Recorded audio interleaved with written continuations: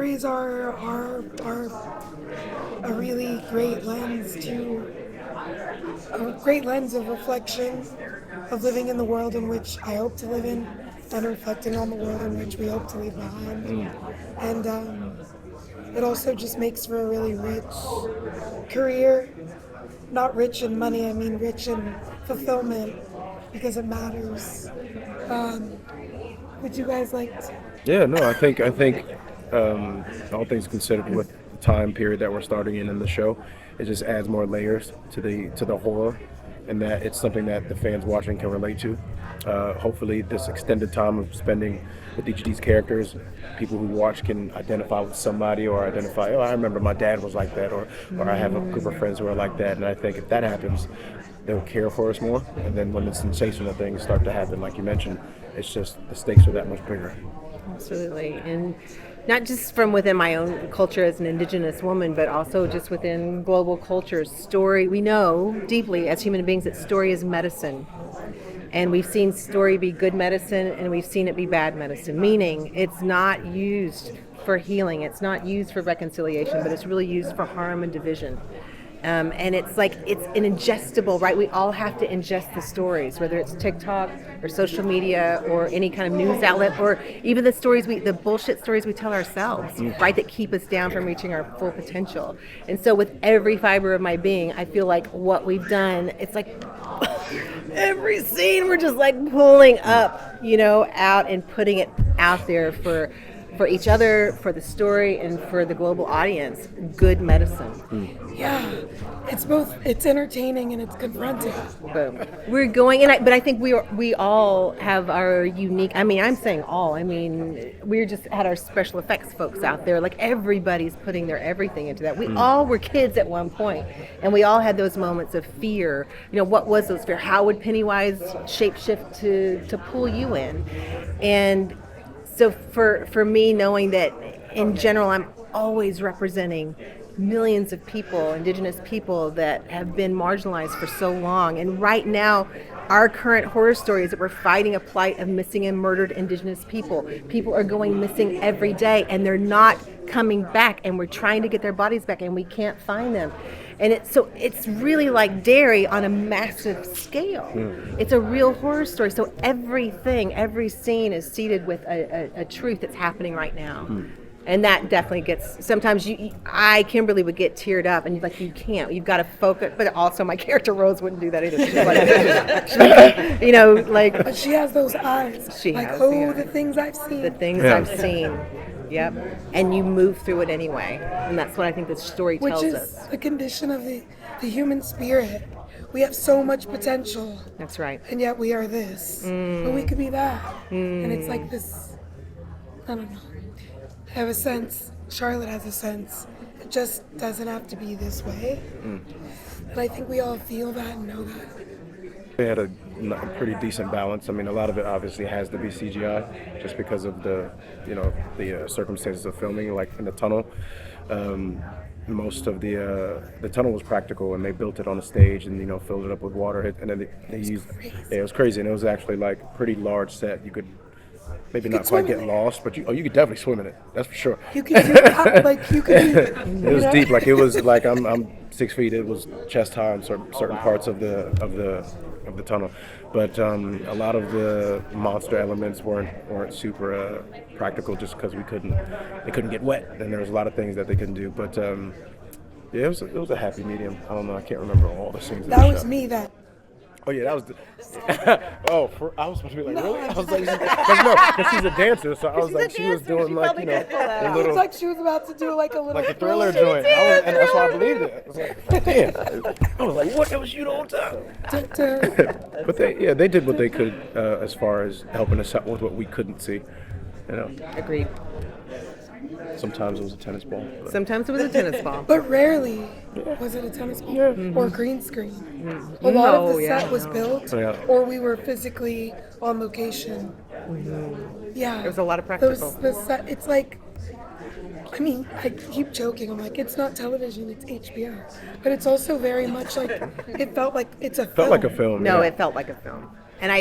You all seen 1 through 5, right? Yes. Doesn't it feel like a 5-hour film? And I hope it will feel like an 8.5-hour film by the time you finish it.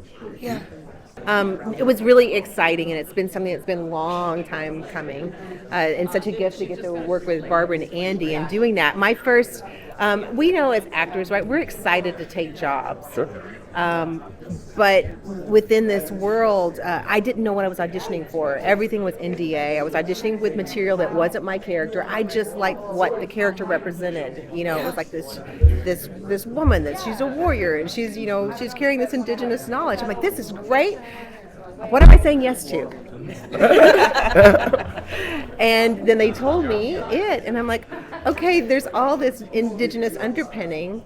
How are they going to represent that? Who are the hearts behind this, this piece of storytelling? And I think within 24 hours, I was on a Zoom with Andy and Barbara. I had a list. I'm talking a 2-page on a notebook, 2-page list of questions. Well, how did this happen? How did this happen? Like, we know the land. We know this entity. We've been dealing with it for thousands of years. Why couldn't we?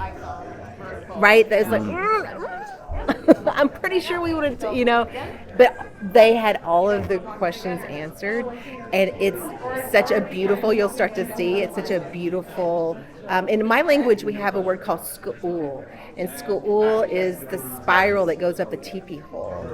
But sk'ul also is the Fibonacci sequence, it's the Milky Way, it's the inner ear. And so it's this beautiful cycle that we're not just us, we're our mom and dads. Think about our parents standing behind us, our grandparents standing behind us, our great-grand. How many people just in this circle would be in this room if we just went back 4 generations? Right. And all the stories we're here because of them. So it's bringing that into this story and representing that's really exciting for me. Yeah. And you all actually get to see it. It's fantastic. I think anybody who's going to do it should be Andy and Barbara, just because they know the world more than most. Yep. They've spent so much time with it, and they're very passionate about it. So everything that they're doing, connecting all of the storylines, bringing in Dick Haller in, and doing all of the connections that they made, the Easter eggs and all of that, you can tell like they've done their homework over the years, and you trust them with it. You just kind of follow. Yeah. There's just so much love between them as siblings for who they bring into their world. Love for Steven and love for creating and giving the world horror and beauty. And there's a really, you feel, I think the love and beauty, even though it's horrific, there's there's care.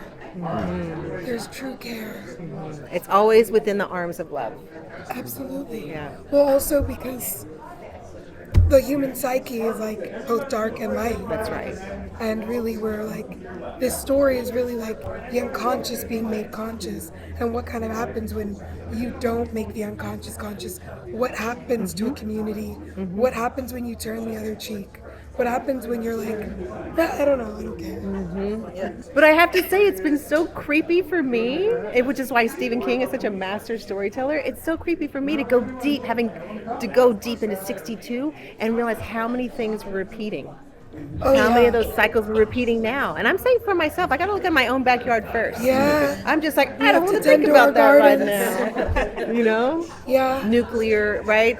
And granted, everybody at this table, everybody in this room is suffering trauma fatigue right now, and we're some level of PTSD from COVID and going through a global pandemic. Or it's ancestral. It's ancestral. It's all the things. It's the human experience. Absolutely. Sounds great.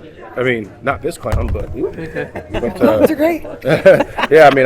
I'm indifferent. They don't terrify me particularly. This one does, obviously, terrifies everyone. But I don't have a problem with clowns. I've been being a little cheeky, saying I think I could take Pennywise on. That's Because crazy. I'd be like, don't fuck with a black woman. You know what I mean? And also I'd just be like, girl, just pirouette away and go. Leave me the fuck alone. Go fix your makeup. Yeah, girl. Go fix your But makeup. also who did your hair? It's kind of cute. It's kind of giving. But honestly, yeah, clowns are terrifying. I remember seeing a clown when I was a little girl, and I just happened to catch it when it was off duty. And it was so instinctively freaky to me to see a grown-ass man with a face full of like white makeup with a bright red smile when he wasn't smiling. Right. He was frowning. Yes. He was like sitting there probably like, having a cig or something. I'm just like, that is creepy. Like, that is dissonant, and I Been don't on his like feet for 12 hours. He's tired. Exactly. He's tired. I'm Been on his over like this shit. giant clown feet. Thank you for tuning in to Popternative. Make sure to check out our past episodes of Popternative on YouTube. This has been an Autograph Communications production.